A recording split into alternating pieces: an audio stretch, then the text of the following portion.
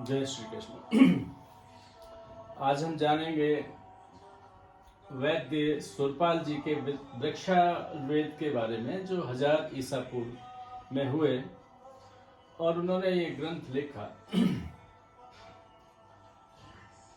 वैद्य सुरपाल। आजकल कई लोग सुरपाल के नाम से प्रोडक्ट बना के भी बेच रहे हैं, जो अच्छा है, लेकिन उसके साथ वैद्य सुरपाल के बारे में भी बताएं।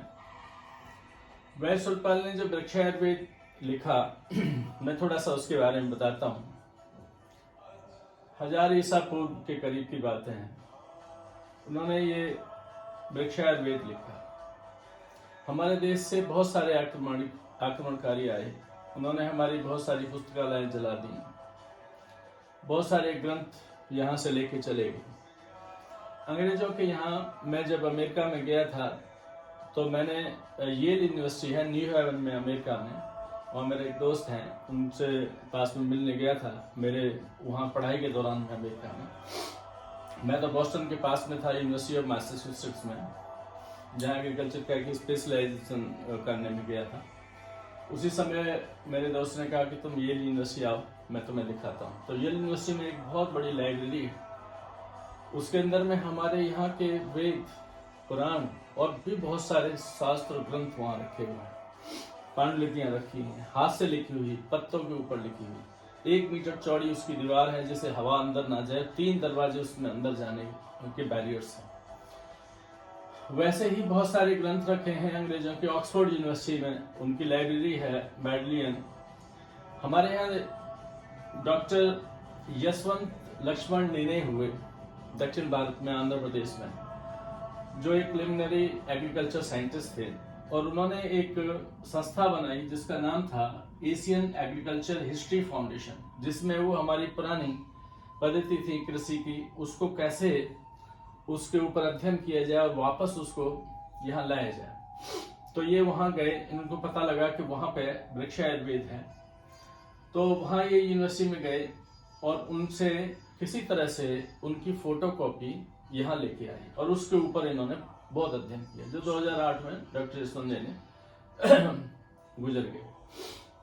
अभी इसकी अध्यक्षा है नलिनी सावले, जिन्होंने वृक्षावेद को ट्रांसलेट किया है, ये सुरपाल जी का। और उन्होंने और भी बहुत सारे काम किए, जिसमें सुरपाल वृक्षावेद है, कास्पीय कृषि सूक्ति है, ऋषि कश्यप की कृषि पारसर है, और ये विश्व वल्लभ है जो महर्षि चक्रपाणी ने लिखी है, महाराणा प्रताप के समकालीन थे। उपवन विनोद है। एक बृहद संहिता है वारामिहिर की, जो 6वीं सदी में वारामिहिर हुए, जिन्होंने ज्योतिष विज्ञान के ऊपर काफी काम किया, और उन्होंने ही लोहे से रस्ट निकाल के, जिसमें जंग ना लगे, वैसा साइंस के द्वारा उन्होंने बनाया, जो आज भी दिल्ली कुतुब मीनार में उनकी लाट लगी हुई है, जो आज भी ऐसी की ऐसी। ये वो वारामिहिर थी। और इसी के अंदर इन्होंने फिर यहाँ पे बनाना शुरू किया पंचगव्य के बारे में, जिसमें गौमय वस्ते लक्ष्मी का नाम दिया।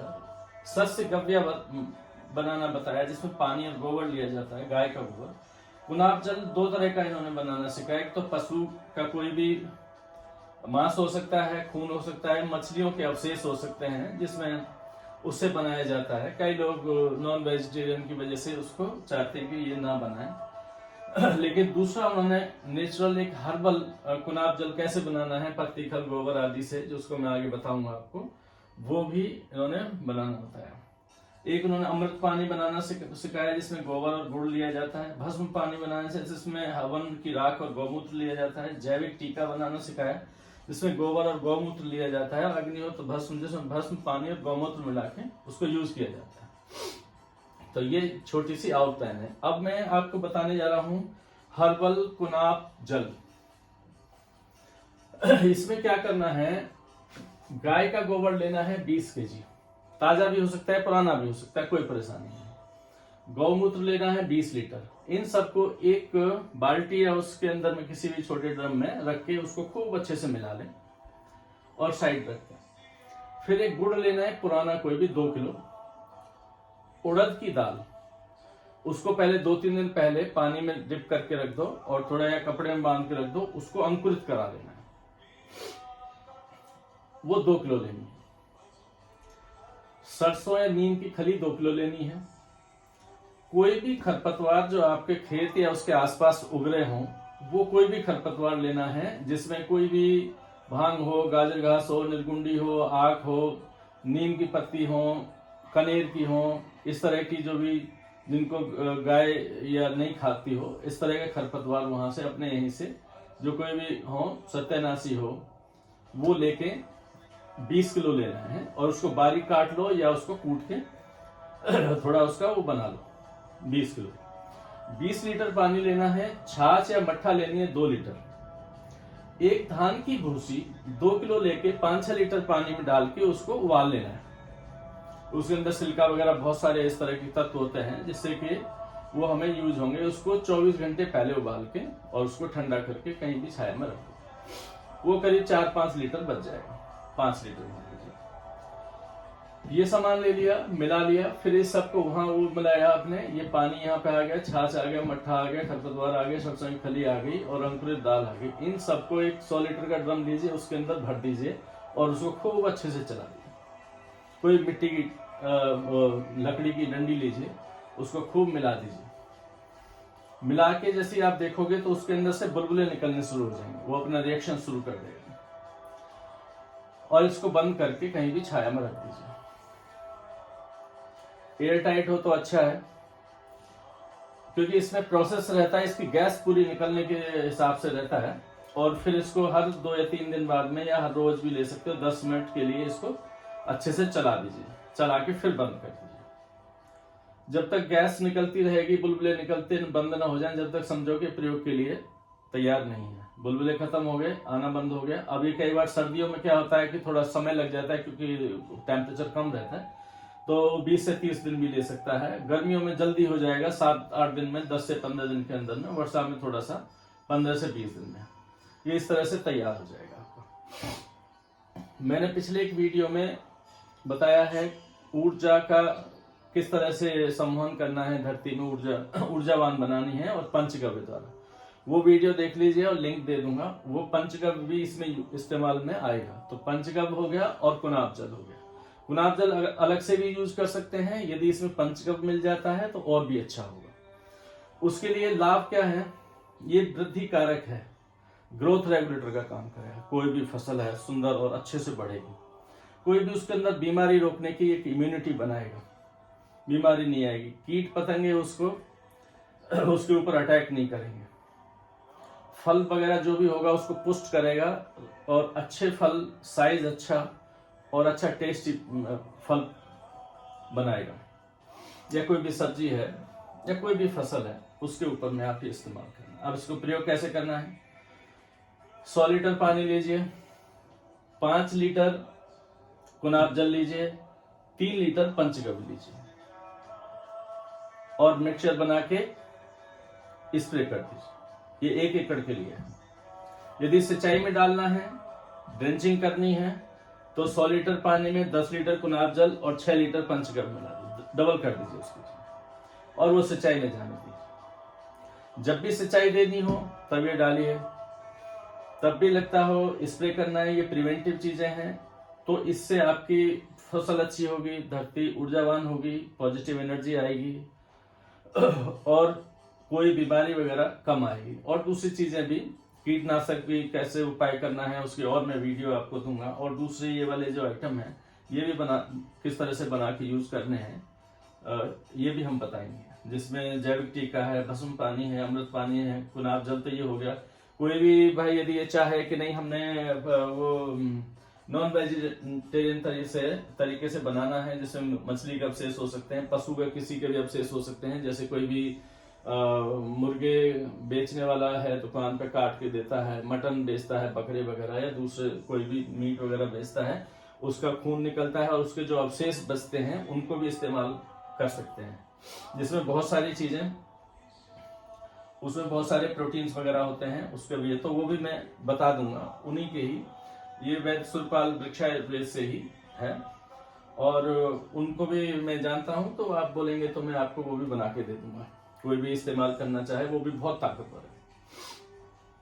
और इससे संबंधित कोई भी जानकारी और चाहिए और इसमें क्या क्या चीजें और क्या कर सकते हैं, कैसे इस्तेमाल करना है, कोई इसमें कोई आपको कहीं कठिनता आए तो वो भी बताइए।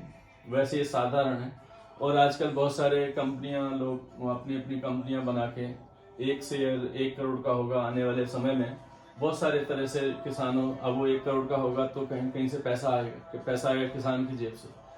हम आपको ऐसी चीज बताएंगे किसान की जेब से ज्यादा पैसा नहीं जाएगा, कम से कम पैसे के अंदर में किसान को अपनी फसल कैसे करनी है और अच्छी करनी है, वो हम आपको बताएंगे। सबसे पहले आप अपने किसी भी खेत के अंदर में भूमि उपचार सबसे जरूरी है करें। जब भी समय मिलता हो, फलों का बाग हो तो उसके बीच में तिल बो दें बारिश के टाइम पे, और उसके अंदर जुताई कर दें, उसके ऊपर से फिर कोई भी डिकम्पोजर डाल दें, फिर बो दें, फिर डाल दें, या कभी भी दूसरी भी कर सकते हो, ढैंचा बो सकते हो, सनई बो सकते हो, कभी बरसी में आजकल कोई भी दाल वगैरह डाल दीजिए, उसके अंदर जुताई कर दीजिए। उसका परसेंट कार्बन और जैविक कार्बन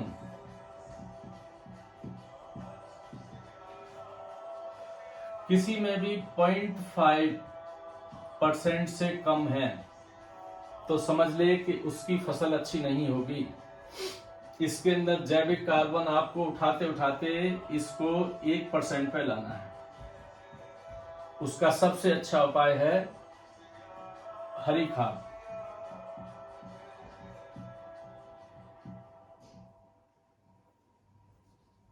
सबसे अच्छा है तिल ले सकते हो,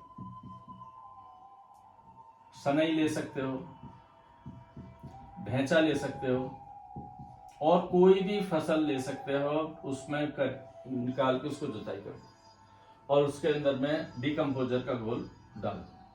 जो पहले मैंने एक वीडियो भूमि उपचार के बारे में बताया है, वो जरूर करें अपने खेतों के अंदर, सभी किसान भाई करें। और 1 साल किया है, फिर अगले साल बीच में जब भी समय मिलता है 2 महीने का, या आजकल जिस भी मौसम में जो फसल उग जाती हो वो उगा के आपने उसमें जुताई कर देनी और डिकम्पोजर डाल देना। और दूसरे उसमें आप देखिए, इसमें जैविक कार्बन बढ़ाना बहुत जरूरी है। ये चीजें तभी काम करेंगी जब उसके अंदर में जीवाणु सभी तरह के उसके बैक्टीरिया हो जाएंगे और सभी उनके खाने के लिए सामान मिलेगा और बैक्टीरिया भी होंगे, तभी काम करेगा नेचुरल फार्मिंग। और एक बार आपने सिस्टम बना दिया, फिर आपको ज्यादा करने की जरूरत ही है।